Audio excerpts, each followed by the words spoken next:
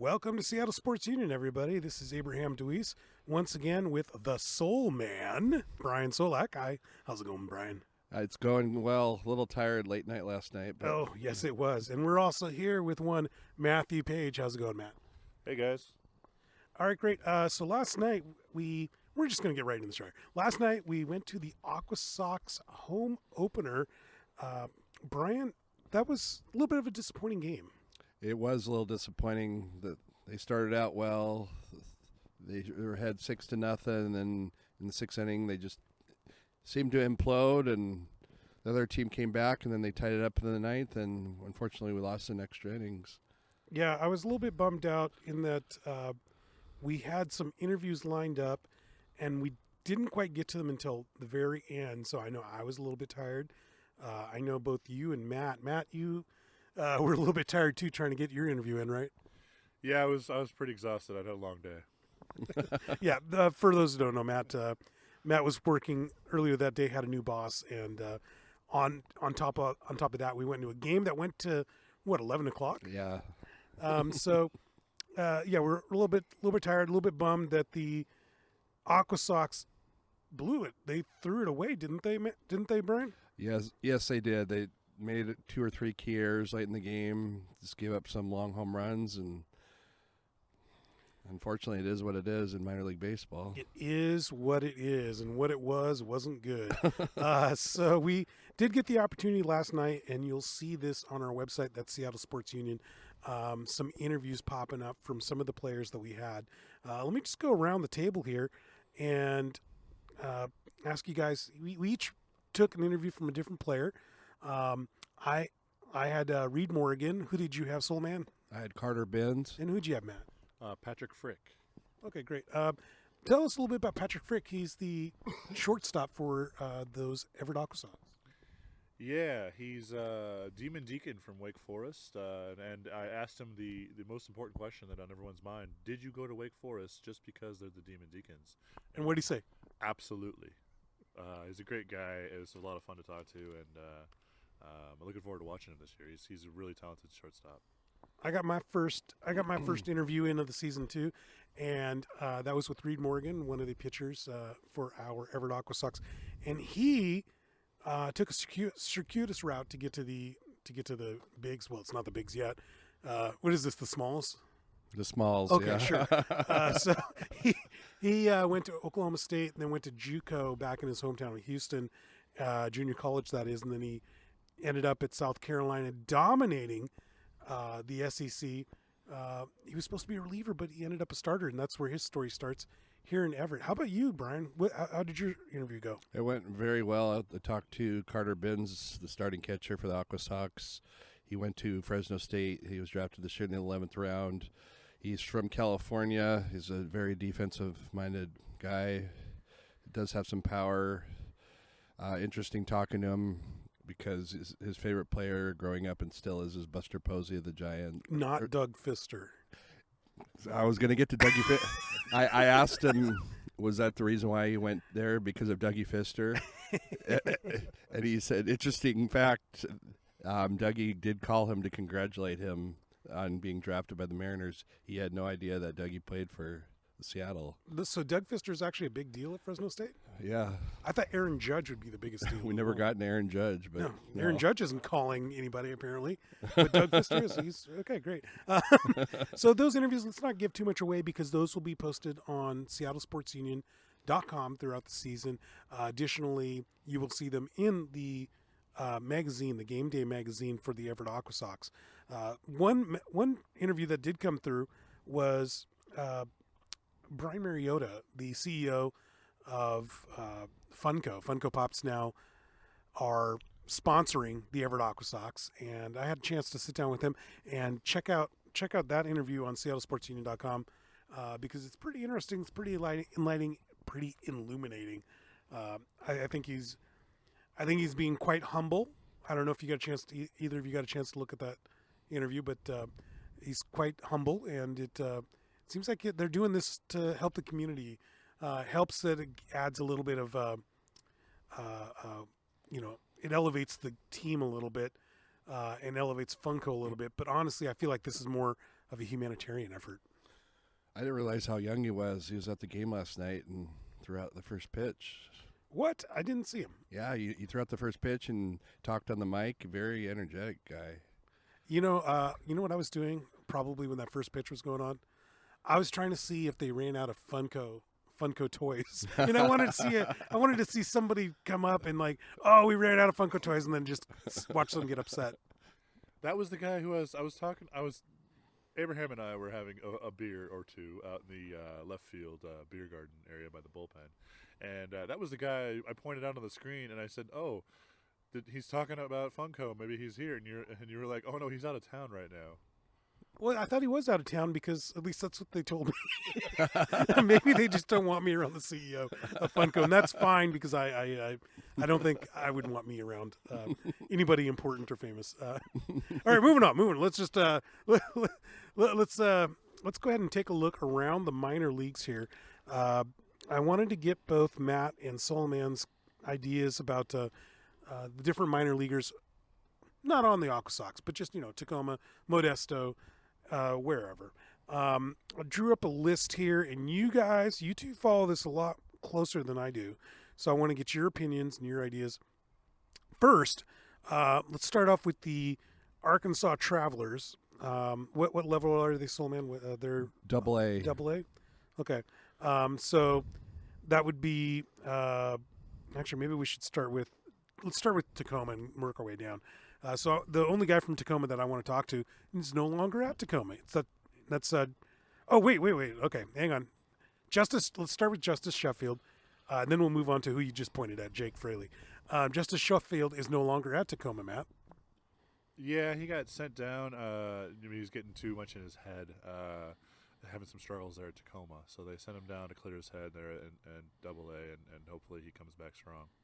But they replaced him with Jake Fraley? No, Jake Fraley came up to replace Bishop, I think, right? Oh, no, or Nola. Nola, probably. And actually, he's only been up for, 2 games now so far? And in his second at-bat at Tacoma, he hit a dinger already. He's been crushing it this year. Well, yes, he has. He's had 11 home runs. He's hitting .313, and like you said, was just promoted to Tacoma. I guess he just had a home run. What are your thoughts on him, Brian? I was surprised to see what his stats were because on base is .392. He's slugging .554, OPS of .945. This kid seems like the real deal. Except for all those really nerdy people that Matt Paige seems to hang around. Sometimes these stats get lost in the numbers. I mean, what you listed off is great.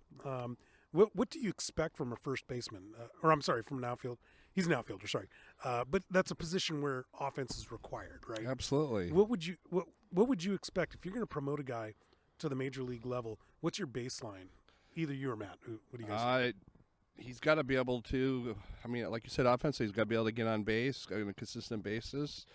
And he's got to be able to rise real fast, in my opinion. What's a number? What's a good number, Matt? It's hard to really quantify because the honest truth is that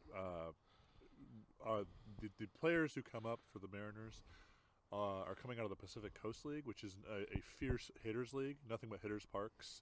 So their numbers down in AAA are higher than you would really expect.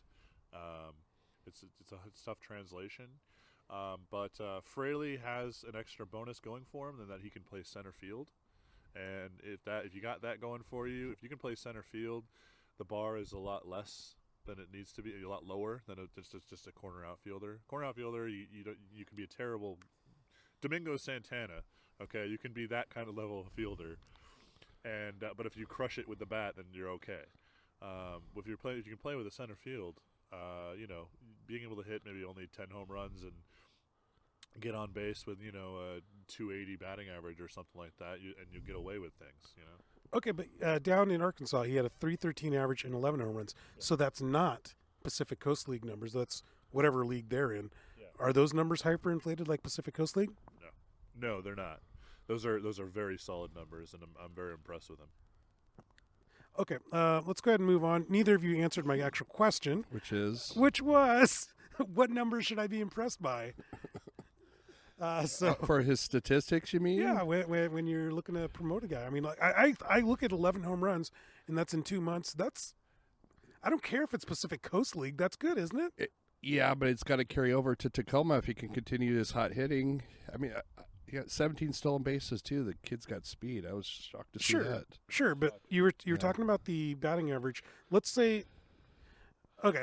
I said we were going to get away from this, but I'm looping right back at it because I didn't get the answer that I wanted. What is a batting average that you see out of Tacoma? It's hyperinflated, so give me the hyperinflated batting average or home run totals that would make you say, wow, this guy's got something. To reach the wow, this guy's got something level at AAA and Tacoma, I'd say at least a 320 batting average, and the same number of homers maybe over the same period, 2 months. 11 dingers is a pretty good number. I kind of figure that too. I almost take a look at it from a Japanese baseball league perspective. First thing that they do when you look at somebody coming from Japan, at least this used to be the case before Ichiro came along, was you knock off a good 30 points off the batting average. And that's what I kind of figured too, is like this 313, let's say he carries that let's just say a 313 at Tacoma as well. That probably translates into what, like 290 batting average? 285, 290 maybe, yeah. That's reasonable. Which is very, very solid for majors, yeah. All right, great. Next time I'm going to physically beat you to the answer. Does that answer your question, though? Yes, it does. Let's move on to other Arkansas Traveler players. The big one, in my opinion, being Evan White. Give me your thoughts here. He's after 14 games, he's got 11 home runs as well. He's playing as well as I expect him to. I mean, he's hitting high 280, 290, I believe. Made the All-Star team. He by the end of the year, I truly believe he should be up with Tacoma, or if he's going to have any chance with the Mariners. I think that's the next step. He's got a cohort in pitcher Justin Dunn. Can you tell us anything about him? Is he a reliever? Okay, we got him from the New York Mets trade, Yes. and I know he's like 5-3 this year with like a little over 3 ERA. Yeah, and he also has a 4-to-1 strikeout to walk ratio, which is a big. That's a big Dipoto thing, isn't it? Absolutely. It's a big anyway. Yeah. So the Modesto Nuts. I want to go down to somebody who used to be with the AquaSox, and that's LJ Newsome. What do you guys seen out of him?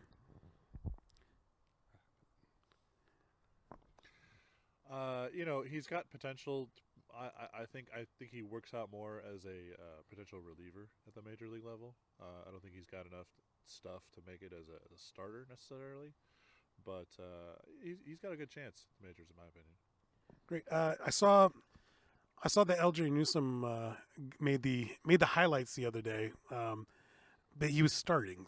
But in the minor leagues, guys, a starter, that really doesn't mean much, right? Because they don't tend to go 8-9 innings, do they?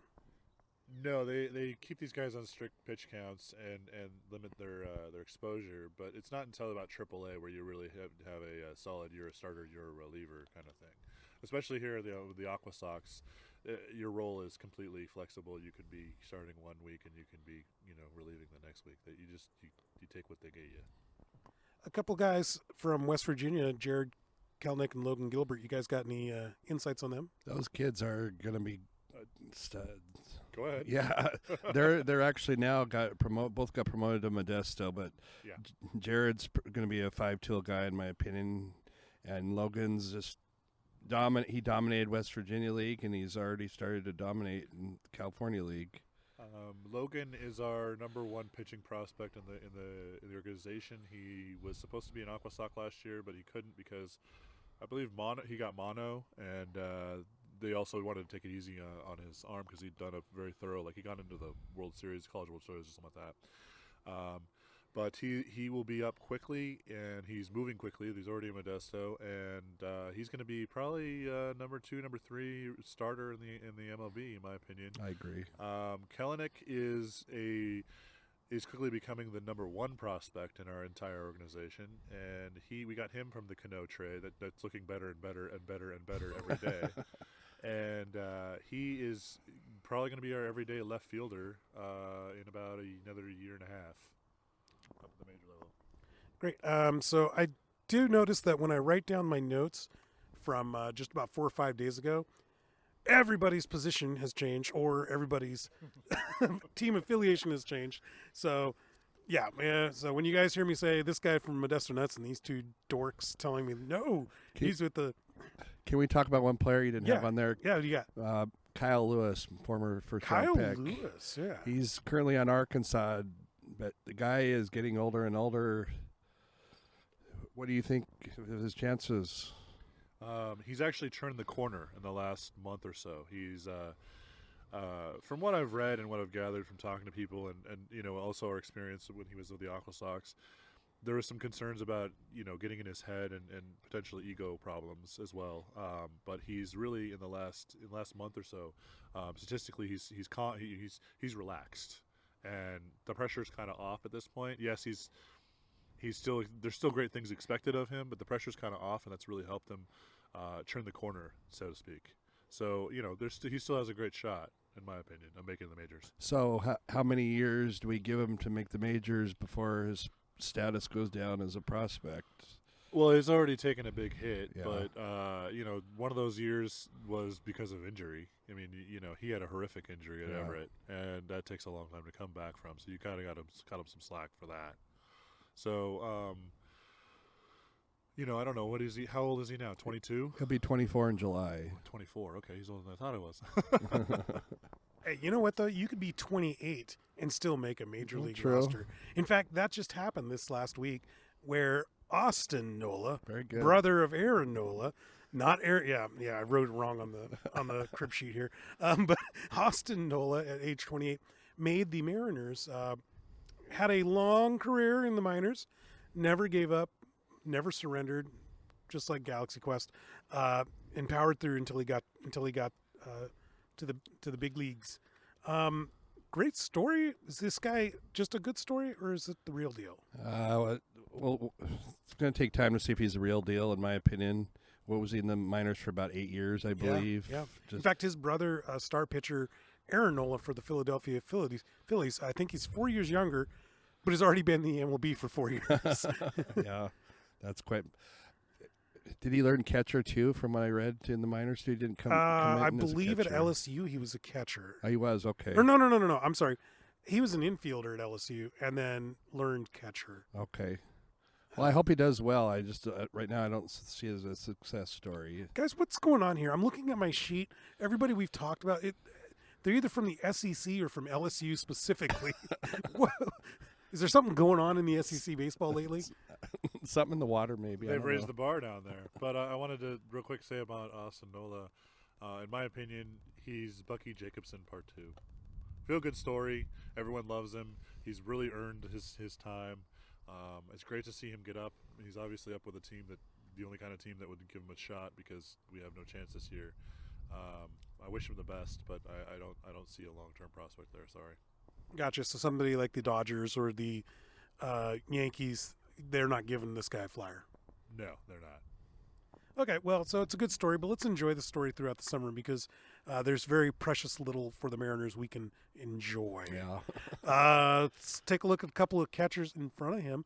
That's Omar Narvaez and Tom Murphy. I got a question for you guys. Do we trade these guys? They're doing really well.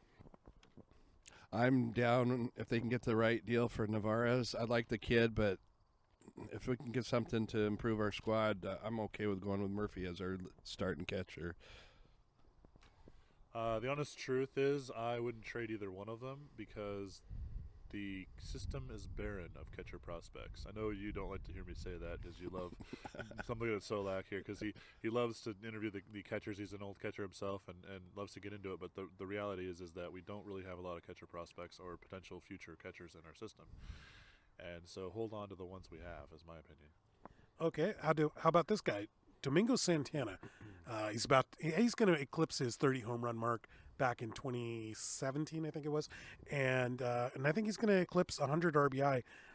Do you sell high on this guy, or do you make him the building block of this team for that 2024 run that we're going to have?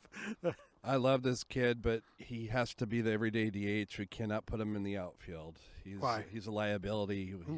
He's over 10 errors this year out there at least. but the guy can hit, and I mean we could sure build around a DH if that's what they want to do. But now there's going to be a problem though, won't there? If you're looking at guys like Evan White coming here, that's going to leave Daniel Vogelback, without a job. Well, how do you? Sorry to interrupt you, but how do you feel about that? You're the number one fan. I'm happy for it. If I say we trade Vogelbach at his highest right now, I don't know. Okay, so anybody who knows me knows that this Mariner team for the last has it been 18, 19 years of wretchedness? 18, just constantly goes out and stockpiles on DHs when so many other positions are just left to rot, and it just baffled me why Jay Bruce is on this team. Edwin Encarnacion. Like you guys said, Santana should be a DH, and Vogelback can't field his position, and we don't have any real first baseman, and I don't even know where Ryan Healy went to. Did they put him? They put him in a freezer box, and they're going to unthaw his corpse to play DH later. I don't know what's going on here. He's hurt. I am sick of all these DHs. Yeah. What's that? Ryan Healy had a big major setback in his rehab. That's where he is. He's still out rehabbing. Sorry. Oh, well, thank God we have a DH on the DL. That's just fascinating. Well, and Ryan Healy, just for the record, isn't a major league player anyway. I don't know why we're wasting time on him, to be honest. But the idea is what you do is you move Santana to DH and you move Vogelbach to first. And by the time Evan White's ready, Vogelbach runs out of options, and see you later. Yep.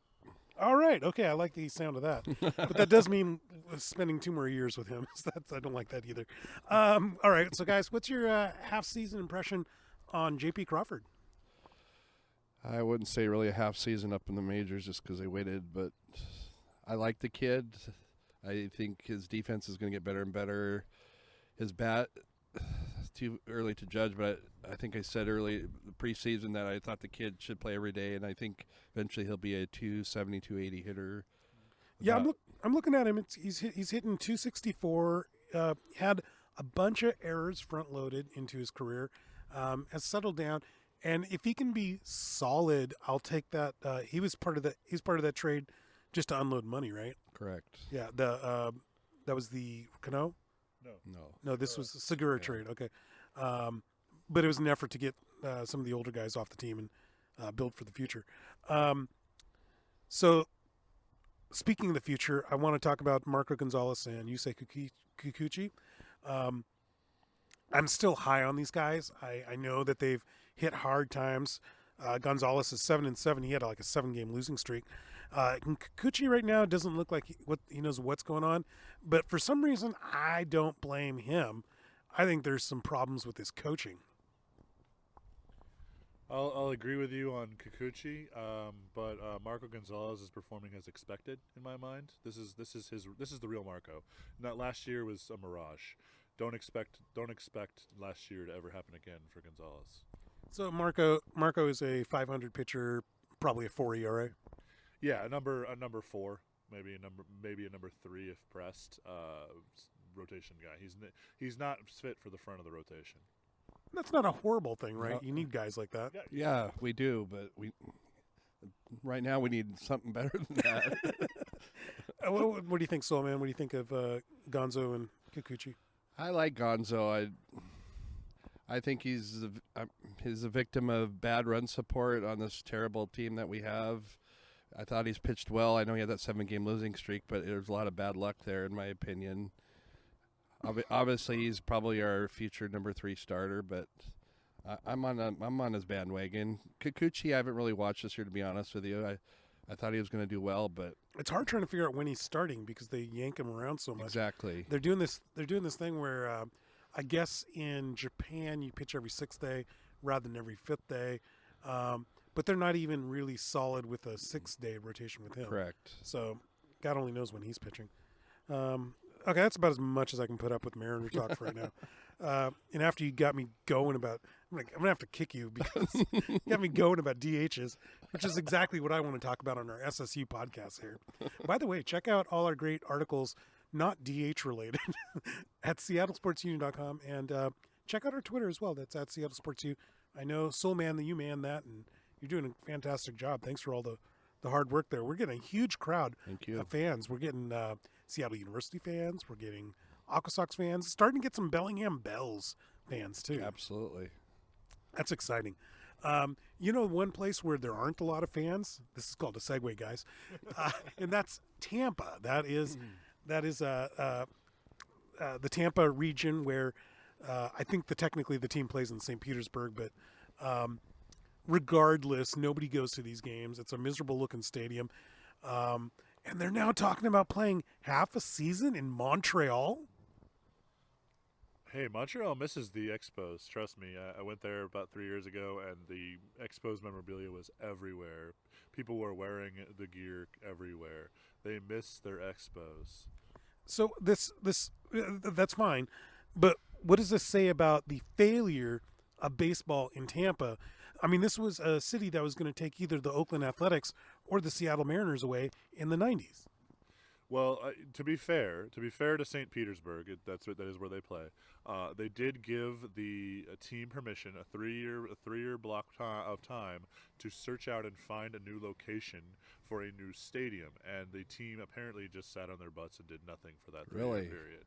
Yeah, so they have a contract with the city of St. Petersburg, and nothing can change until I think 2028 or 2029. So this won't happen at least for a decade. Basically, is what I'm saying. Wait, you said 3-year contract, but now you're saying 2028? No, the contract was to explore new sites, but the existing lease with the city is to 2029 or 2028, one of those. So the mayor of St. Petersburg came out immediately following this potential announcement and basically said, yeah, that's not going to happen because we have them contractually obligated till 2028, 2029, one of those. Is Montreal just the new Seattle for NBA basketball? Are they just a threat that baseball can use to get a new stadium in Tampa? I don't know about that. What do you mean by threat? So for example, Seattle. Every time a team like Milwaukee Bucks says they want a new stadium, they're like, "Give us a new stadium, Milwaukee, or we're going to move to Seattle." Sacramento, same thing. You better give us a new stadium in Sacramento, or the Kings are moving to Seattle. So we're kind of just the play toy. We're kind of the threat. I see what you're for saying. the NBA. I mean, I almost feel like maybe Montreal's starting to become that. Hey, Oakland Athletics, get your stuff together, or else we're going to Montreal. Same with Tampa. That's my opinion. No, it's your opinion. What I forget. Why did Montreal Expos leave in the first place? Did they want a new stadium? Because Jeff Lurie is an idiot. Well, yes, Jeff Lurie is an idiot. That is a fact. We're not going to debate that. They moved to Washington Nationals now, right? Yep. Yeah, and so because Washington had been begging for a team forever since they lost the Senators. Well, so that technically they didn't move. Jeff Lurie was awarded the ownership of the Miami Marlins, and in turn they would collapse the Expos to MLB ownership, move to Washington, and just do the money grab there. Yeah, and then the current owners have been trying like hell because I think the current owner is like 84 or 85, and he doesn't have long for the world. He's trying like hell to build a championship team before he kicks it, and that's why they're backloading absolutely every single contract that they have. Yep. That's why Max Scherzer is going to be paid like $20 million in like 2035 or something crazy like that. Gosh, that's insane. Well, and Strasburg is going to be paid $20 million in 2022 when he's no longer with the team and can still be pitching. So they could be paying him $22 million to pitch for another team that's paying him $30 million to pitch. Okay. Well, at least there's there's another team out there that is just as insane as the Mariners, and that makes me feel a little bit better. Soulman, I want to talk to you a little bit about the NBA. Did you catch the draft the other day?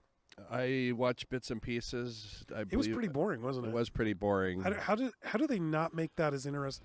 Like the NBA, which is all about personalities and stars. How do they make it such that I want to watch curling on the channel right next to it? Because actually, I do like curling, but nonetheless, MLB, even though they don't do like a very big televised something, they got tidbits on players available for you, before they get selected. The NFL obviously they go whole hog on that, but the NBA draft is boring, and they didn't tell you anything about the players, and I was bored by it. It is boring, but I would like to see the rings. I mean, we are from Seattle, and we miss our Sonics, so it could be just our opinions. Everywhere else may have enjoyed it. Could someone explain to me the idea of the lottery? Why don't they just do a straight reverse pick like every other sport? Yeah, I can explain that. So what was happening back in the 90s and 80s, sorry. Certain teams decided they were going to unload all their best players, and they would suck. So you remember a couple of years ago, Indianapolis had the Suck for Luck campaign where they intentionally tanked the season. So that was rampant in the 80s with the NBA, and what they wanted to do is to prevent teams from being perpetual bottom dwellers and incentivize them to not intentionally suck. The only problem with that is that is not manifested because you can trade picks. And so knowing that you can just trade away your pick if you get lucky and really collect on a bonanza, there's no incentive to. The lottery is not incentive enough to quit sucking because your opportunities are weighted such that if you're the worst, you still have the greatest opportunity to get the highest picks. So basically, it's a failure. It's a failure. Yeah, I'm trying to. Here I am, a guy who's had his team taken away from him, trying to rationalize a failed product and a failed, routine for draft. But getting back to what actually happened, there were 4 people from the state of Washington who I was interested in. I can't remember the guy's name from Gonzaga now, but he went pretty high. And 2 Huskies got drafted, Matisse Thybulle and Jalen Noel. And another problem with this NBA draft. So Matisse Thybulle gets drafted by the Celtics. Traded. I saw that. But technically, the draft pick was traded. So the Celtics actually drafted Thybulle for the Philadelphia 76ers. None of it makes sense. No. It's just confusing. But I feel really happy for Matisse Thybulle. 4 years at UW. Went through a regime change. He could have left a long time ago. 2-time Pac-12 Defensive Player of the Year. And he went to a team that's instantly what's already a contender, but it's instantly better. Absolutely. Isn't he from Bellevue too? Yeah. He's from Bellevue. You might be right about that. Yeah. Yeah, and his mother died when he was 16. Yeah. And so it's just kind of a good story. And this is the kind of stuff where I get confused. The NBA, will you talk about these stories? Exactly. Like that's all you need are little tearjerker moments like this to move the thing along. Speaking of moving things along here, I want to talk with Matt over here, if I could, and talk about the Oregon State Beavers. Why are we talking about the Oregon State Beavers? Because college football is coming soon, and watching the Mariners isn't going to do it for me sports-wise. I'll still watch the Mariners, but boy, oh boy, I want to find out, as collectively the 3 of us are Pac-12 fans. You, Matt, Oregon Duck fan. You, Soulman, Wazoo fan, and me, the UW fan. We want to know from you what to look for from the Oregon State Beavers. They were kind of miserable last year, weren't they? They were. It was the first year of Jonathan Smith's coaching. He took over for Riley? No, Riley was before him. The coach that came from Nebraska, I'm blanking on his name. No. It was the coach from Wisconsin, wasn't it? Sure. Okay. Anyway, it was the first year of new coach. What he did is former he came in, UW coach, by the way. Offensive coordinator. He came in and he installed an exciting offense, and he installed a new attitude for everyone. He was pretty successful in that. His offense is definitely fun to watch. It's a lot more fun than they have been in previous years. They're still going to finish 12th out of 12 in the entire league. But they will be more fun to watch this year. They've got some tough on the road games. Like what? Off the top of my head, You don't see me flipping through the magazine right now for their schedule. He lost his dog ear on the schedule. There it is.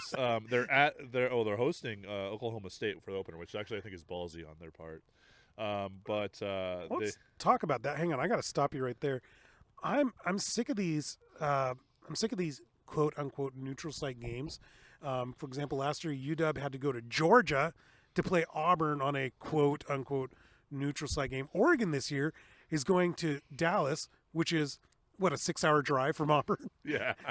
For a neutral site game. Oh yeah, it's totally neutral. What are you talking about? I'm just baffled. Like, okay, why don't we get back to this? Why don't we get back to okay? Yeah, they're going to play State home is coming series. to Reeser, to Potato Salad Stadium, as I like to call it, Reeser Stadium. They make really good potato salad, by the way. You may have noticed in your grocery store aisle. Anyway, yeah. So they've got some interesting matchups at home. They play. They're hosting Oklahoma State. They're hosting UW. They're hosting Stanford.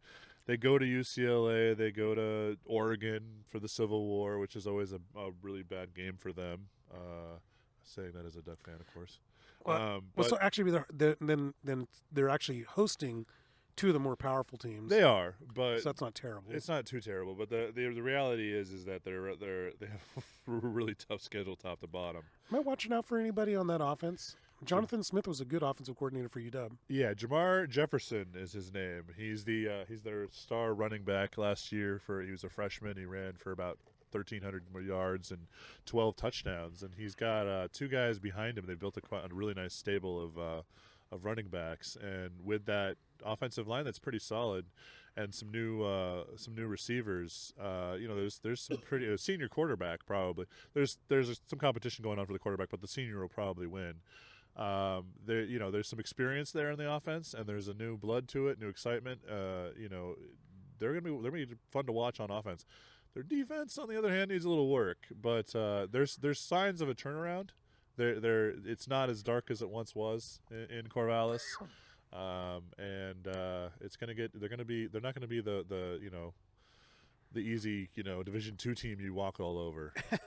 Do you are there any NFL talents? Not really at this really. point. I mean, Okay. We don't know what Jamar Jefferson might turn into an NFL talent, but he's the best player they have. What creates such a huge problem at Oregon State? Why are they such a difficult place to recruit or difficult institution to recruit for? Well, if you compare them to their cousins down south, they never had the money. They never had the money infusion. Think about how hard it is to recruit to Eugene and all the things that the University of Oregon did to draw 17-year-olds. I know you UW fans like to make fun of our uniforms, but they work on 17-year-olds. They're awful. They work on 17-year-olds. They got us some recruiting. 17-year-olds are idiots. Well, they're the ones who come in and do recruiting. But anyway, so they haven't really tried. They haven't put the money into their football program that other teams in the conference have. Yeah, it's kind of fascinating because they're probably the preeminent baseball power in the West Coast. Yeah, they have different priorities. Yeah. So is there anything about the actual town of Corvallis that is any different than Eugene as far as this is a more fun town, Eugene, than it is Corvallis, or are they the same thing? I've never actually been to Corvallis. I don't know. They're both kind of small towns, but Corvallis is the addition of of being right basically next to Salem, so you can go into the capital of Oregon and get some more services. Eugene's a little more isolated, and you're closer to Portland, of course. So that So theoretically, there's actually a better advantage. If they had the money that Oregon does and the facilities that Oregon does, they'd probably smoke Oregon in recruiting. Way back when, Dennis Erickson took them to the Fiesta Bowl and had a couple of maybe 3 10-win seasons or more. Mm-hmm. What did he do? He was just a great recruiter. Yeah, he gets guys like T.J. Hishmanzada. He did. There's been some great players that have come out of Oregon State. I mean, wasn't I want to say Ocho Cinco was in Oregon Ocho State. Cinco was there, yeah. Yeah. What's his real name? Chad Johnson? Oh, that's right. Yeah. And Jaquiz Rogers has been a steady off What's a good off NFL speed player? back or third down back for the Falcons for a very long time. Derek Anderson at Derek quarterback. Anderson at quarterback did pretty well. Why do we know?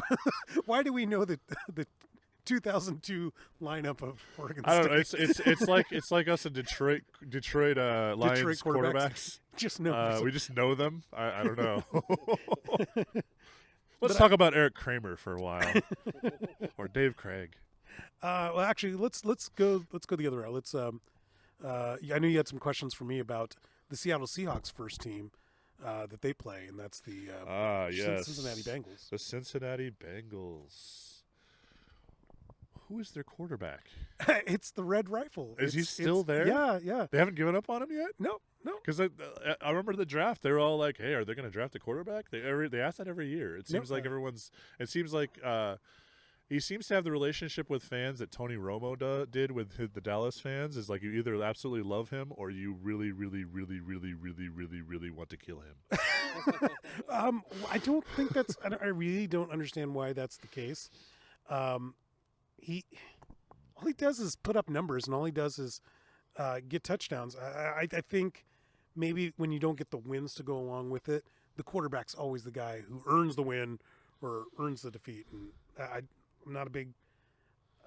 I don't really understand why they pick on him.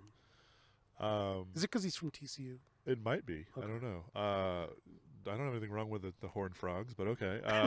No, I was going to ask you about the receiver core. Are we going to see things from John Ross finally? No, actually, there's been a lot of problems with John Ross. By the way, I just realized I called him the Red Rifle and never referred to his actual name, of Andy Dalton. There you go. I've just called him that for with the last 10 years. He's really red-headed. You know that, yes, right? he Okay. is. All right. But his hair is red, yes. Yeah, no, I was looking at John Ross when he got drafted in the first round from UW. They found out in the very first training camp, in the very first OTA, he didn't know how to run routes. Oops. Yes. That's not unlike a receiver that the Seahawks have right now called DK Metcalf. Yeah, but he's a third-round pick versus a first. You don't want to waste a first-rounder because he went 11th overall or something, didn't he? Yeah, and also additionally, John Ross is a smaller guy. He's not the 6'5", 220 big body Adonis that DK Metcalf is. So John Ross basically only had a couple of routes in him, and that was go, that was post, and a bubble screen. That's about it. Basically, run as far as you can, and we'll throw the ball to you. Right, exactly. And so now that works in college really well. Yeah. In college, if you're just physically more gifted than a cornerback, you're gonna get, and the quarterback can get you the ball. You're gonna make some plays. Yeah. The problem is in the NFL, John Ross has found out that the cornerbacks are bigger, just as fast. Well, maybe not just as fast, but in the same range, and they're not going to get left behind. They're not going to get left in the dirt, exactly, or they might have a safety that covers their backside. So, yeah, there's not the adeptness that you would expect from a first-round pick to catch these routes. Third year now, maybe something changes this year. Maybe something clicks. You kind of wish that clicks halfway through the first season, though. Yeah. And it didn't. Injuries also kind of been a problem for him. And speaking of injury, AJ Green's still there. Yes, he's a great wide receiver. He's an amazing wide receiver. If you're a fantasy player, you know the name AJ Green. Injured last year, but he's still got a little bit left in the tank. So there is somebody to throw there. In addition, in opposition, I guess at this point, to John Ross. Well, you also got another UW guy, Drew Sample, tight end out of UW, who they never gave a real jersey to. They always gave him the sample jersey. They always gave him a sample jersey. Never give him a. Yeah. So there's equipment in the passing game for him to work on. Okay. Don't forget tight end Tyler Eifert. If he can stay injury free, one of the best. Well, that's kind of the problem, though, is that if he can stay injury-free is the reason why they went and got Drew Sample. But you're right. If Eifert's available, that's another weapon. He's a receiving tight end, whereas Drew Sample's more of a 50-50 catch and block type guy. So they got options. Isn't he one of the 45 tight ends to come out of Stanford? Tyler Eifert, Yeah. 45. It's, in the last 10 years, I swear there's been 45 tight ends to come out of Stanford. It's possible. Yeah. I always think of offensive linemen, but tight ends are kind of part of that. Yeah. I sort of figure if you go to Stanford, you're in the NFL as an offensive lineman. Got some smart offensive linemen. Yeah. So what should we worry about on their defense? Well, definitely not. Well, I was going to say, I want to go back one step. Okay, go ahead. You were talking about offensive linemen. Yeah. When you said, what do we have to worry about? Definitely not their offensive line. No. It's a miserable group. Didn't their best player retire? They're The guy they were going to trade forever. oh, that's right. I forgot his Offensive name lineman. already. But basically, everybody they have ranks really, really poorly on Pro Football Focus. The entire group as a whole is bottom 5, which is fascinating because Giovanni Bernard and Joe Mixon are fantasy kings. Mm-hmm. Like, if you can get one of those guys. I got Joe Mixon and got to the championship game in my fantasy league. Nice. Because nobody wanted to deal with his off-the-field issues. Mm-hmm. But, I mean, the guy is really good both in the passing and running game, and then Bernard gives them kind of a change of pace back. But without an offensive line, they're working the running game's working magic when it shouldn't work. Andrew Dalton's getting killed back there, half the time getting tackled before he hands the ball off, and the other half getting tackled before he can get the pass off. But they play in a especially rough division for defense too, so I don't envy Andy Dalton. Yeah, and there's a reason why Marvin Lewis got fired. It's because he puts his eggs in these basket of the stars. If I gave you, we're just doing fantasy, guys. If I gave you Dalton, AJ Green, Joe Mixon, Barnard, Tyler Eifert, that'd be a pretty darn good fantasy team, wouldn't it? It would, yes. Pretty solid. Doesn't translate to wins because they're always playing from behind and having to throw to the backs of the outfield and throw deep and that kind of stuff. But that's the problem is Marvin Lewis for 10, 12 years, 15 years, I don't know how long he's a head coach, couldn't get the guys in the trenches, and that's a huge failure of his. Yeah. So moving on to defense, I want to ask: didn't they finally get rid of the Arizona State troublemaker? Vontaze Burfict has moved on to where insane nutbags of his type go, and that's Oakland. Okay, right so now, even Oakland has all every right. insane player on the and coach. That kind of fits their mold, though. Yes. I mean, that's the Oakland style. Yeah. So he's moved on, and everybody in the AFC North is happier about it because this guy caused problems. I don't know how many times I've seen the Bengals making a comeback against the Steelers, and then he goes and gets a roughing penalty. Well, there was one play in particular. I think it was on Antonio Brown where he just murdered Antonio Brown. Yeah. And he was a defenseless receiver. They were up in that game. And it blew the game for them. And because he caused a huge fight. Oh yeah, no, he just absolutely I mean, it was vicious.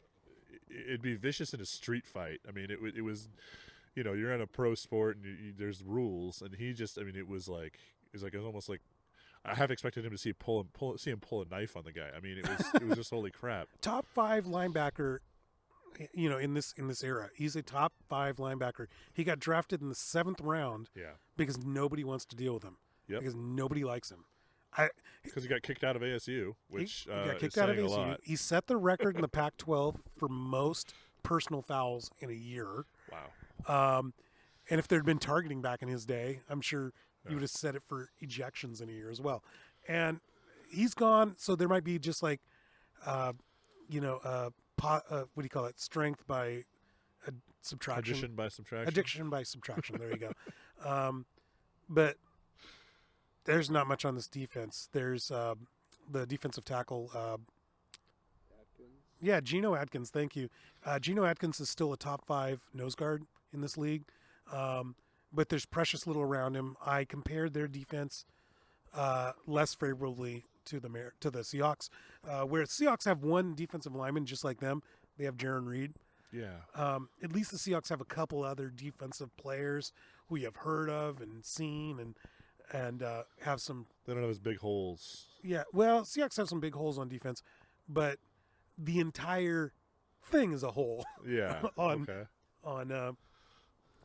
the Bengals, and I foresee them at the bottom of the AFC North. They're just their defense isn't good enough to keep up with the Steelers. It's not going to be good enough to keep up with the Browns. You're saying that the Browns are going to beat them.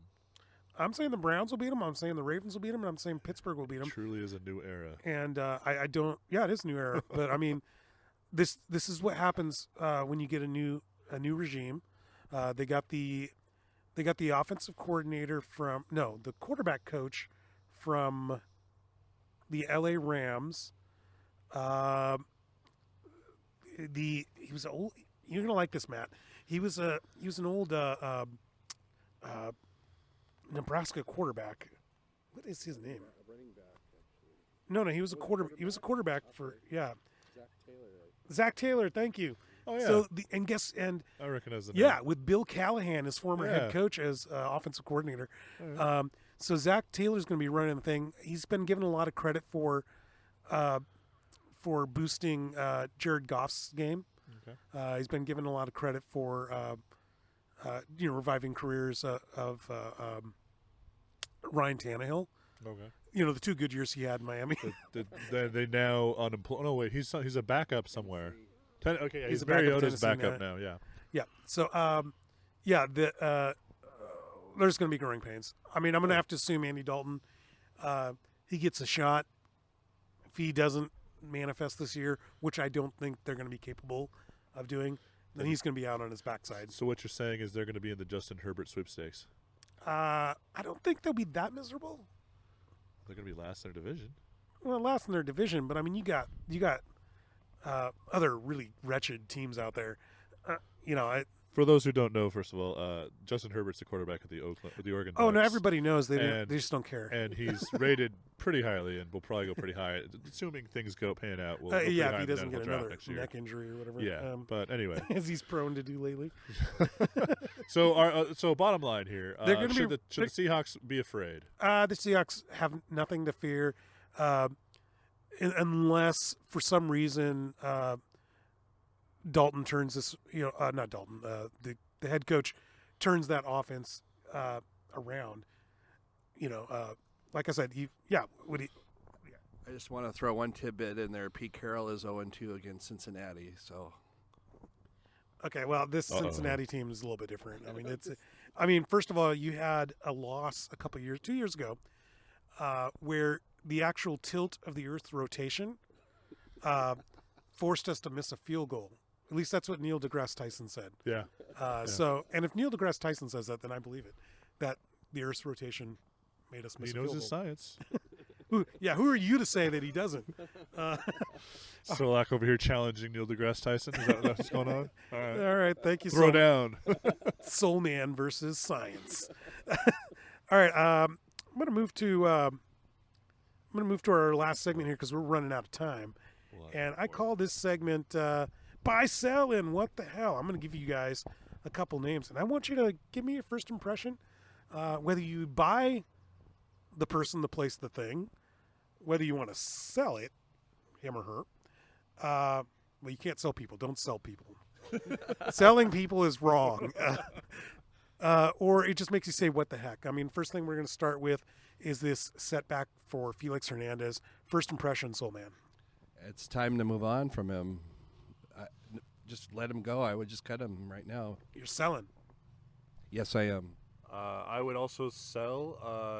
He's been given the opportunity. I would have tried to convert him to a late reliever this past year, but he's refusing to do that, and I think he's done. I don't think there's any mileage left in the arm, and he's done an amazing thing for the team. I love him to death. He'll be a Mariner Hall of Famer forever, but it's time to move on.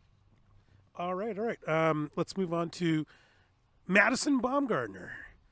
Attempted to lay down a bunt, got himself right in the snout with the ball, bounced off the bat up into his face, knocked himself silly. What do you guys think about your National League Baseball and the excitement of pitchers bunting? Bye. All right, I love it. I hate the DH on a certain level, which is weird because I love Edgar Martinez. But anyway, pitchers batting adds a whole nother level of strategy to the game. When do you pull them? When do you not pull them? Do you keep them in for another inning when they're at bat? Oh crap! Are they spoiling your rally? It adds another dimension of strategy to the game, and I love watching it, and I love the passion that Madison Bumgarner brings to the game, especially when he yelled at Max Muncy for hitting a dinger off of him the prior start. Boy, I got as bored with your answer as I would with a National League baseball game. What do you think, Soulman? Sell. Yes, thank you. I used to have that opinion, Matthew Paige, but National League baseball is just too boring. It's time to bring on the DH in there. Bring it on, or at least swing the bat. At least not hit yourself in the face with a ball. I'll agree to that. All right, so the WWE, World Wrestling Entertainment, has a new competitor in All Elite Wrestling. That's right, the Young Bucks, Cody Rhodes, and Kenny Omega, Chris Jericho are all taking on Vince McMahon. What do you guys think about competition for Vince McMahon in the WWE? I like it. Sorry if I go first. I buy into it. Isn't it wrestling to where they don't predict the outcome? No, it's still the outcome. But I mean, this is being run by Shad Khan, the owner of the Jacksonville Jaguars, and it's going to be more athletic based than story based. Oh, okay. Definitely going to buy into it. It's been, 20 years since they had the other one on TV? Yeah, WCW. Yeah, I know they had more story-based back then, but I think it's going to be real interesting to watch. Yeah, competition always breeds enjoyment. That was exactly the point I was going to make. Is competition can only make it better. They do have that lower minor league that WWE is. NXT, yeah. But I like the idea of more competition. It helps, and Cody Rhodes will always have a special place in my heart for sporting a mustache and telling people that I'm an adult. I can have a mustache if I want. It's the greatest excuse ever, and so I root hard for him. I'm buying too, and Cody Rhodes holds a special place in the heart for me because he used to wear one of those face masks that NBA players wear. Because he was disfigured tremendously. He was tremendously disfigured, and then the PTSD that was caused by that disfigurement required him to wear a Phantom of the Opera mask. But the mask was transparent. Yep. All right, next one. So Gerald McCoy, a mainstay of the Tampa Bay Buccaneers, moved on. I mean, he can't stay in one place forever.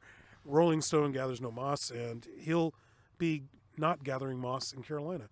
But the big deal here is that his number 93 was given to Ndamukong Suh, and that's caused some waves. Are you buying his indignation, selling it? What the hell? If you're not on the team anymore, you don't really get a say in who gets your number. I'm sorry. I mean, you're not. If your jersey hasn't been retired, and you haven't retired, other people are going to use your jersey. I mean, look at we were talking yesterday about the number 42 in baseball and Mo Rivera. Mm-hmm. I mean, that was an exception, but I mean they let him keep wearing it because he's always been wearing it. So they're wearing the number 42. So numbers, other players get to wear it. I mean, I'm sorry, it's manufactured, and I don't really care. Not buying, huh? I'm not buying it either. Like you said, the guy's not he's not a future Hall of Famer, number one. What? I don't think he's a future Hall of Famer. Ooh. And also the fact that it's a uniform number. So what? Shut the heck up, dude. You both are out of your minds, and I'm saying what the hell? Not what the hell to them giving away the number. What the hell do you two? This guy is giving everything for that he has for Tampa. He's a god there. He is king. This is like when they freaking gave away number 80 to Jerry Rice when Steve Largent. Yeah, it's just like that. Yeah, it's just like that. You can't compare that to Steve Largent. Yes. They should not have given Jerry Rice the number 80. That's Steve Largent's number. This is ridiculous, and they shouldn't give away McCoy's number. You have an argument with Steve Largent because Steve Largent had been retired, and his number was debatably going to be retired at that point. but this player is still playing. Dominican Sue's a jerk. I know He should Indomitable not Sue. get- he I should know not get Indomitable 3. Sue is ridiculously bad tempered on the field, and he's no Vontae perfect, but He's right. He's he catching has- up on him. He's stomped on a few quarterback heads. All right, let's be honest. But the Quarterback honest heads truth just is, end up beneath his feet for some reason. he's still playing, and so is the other player. And tough, you don't play there anymore. But you guys are very vicious to Tampa today, both on their baseball and on their football team. Last one, and then we got to wrap up. And thank everybody, by the way, for listening to us here on Seattle Sports Union's podcast. This is probably the most important buy-seller what the hell item we have. Carrie Underwood has been yes. Wow. She's been called a thief for stealing the Sunday Night Football theme from a woman named Heidi Merrill. Can't say I know Heidi Merrill. Can't say I could pick Carrie Underwood out of a lineup, but I do know the Sunday night theme song for football, and she's a thief. So why is she a thief? Wouldn't it be NBC the thief if they stole? They're the ones who probably stole it then. They're part of the lawsuit too. Yeah. Oh, are they? Okay. This is the first I've heard of it, but you can't call Carrie Underwood a thief. I am going to say, I guess, what the heck, because I really don't care. I mute. Like when that song comes on, I either mute or I walk out of the room. No. I agree with you. I kind of just turn it on mute and stare at Carrie Underwood. There you But, go. But I'm not. Actually, I can't say the song's even that great, so I'm not sure why Heidi Merrill is that upset about it. But it's money. It's a money grab, right?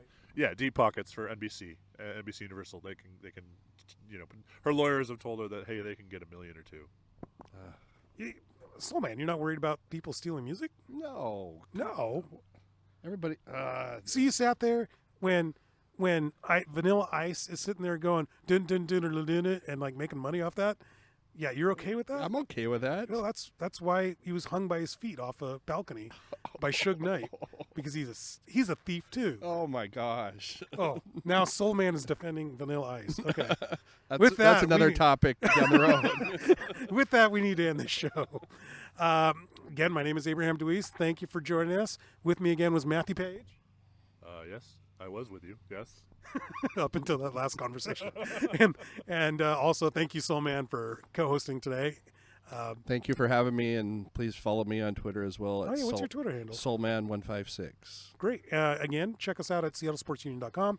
We also got a great Twitter at Seattle Sports U, and like us on Facebook. We'll see you guys next time.